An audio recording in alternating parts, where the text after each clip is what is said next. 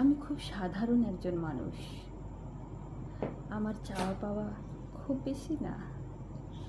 ছোট্ট ছোট্ট স্বপ্ন নিয়ে বাঁচতে শিখেছি। হয়তো আমার কাছে অনেক টাকা নেই, হয়তো সব ইচ্ছে পূরণ করার ক্ষমতাও নেই, কিন্তু আমার কাছে আছে একটা পরিষ্কার মন, যেটা কাউকে কষ্ট দিতে জানে না।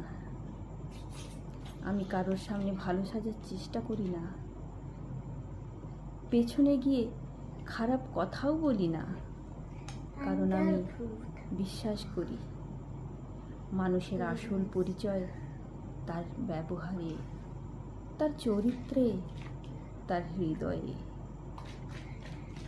আমার ভুল হতে পারে, আমি অনেক সময় হেরে যেতেও পারি, কিন্তু আমি কখনো বিশ্বাসঘাতক হতে পারি না, কারণ দিনের শেষে সবাই যখন চলে যায় তখন নিজের সাথে নিজের লড়াইটাই আসল,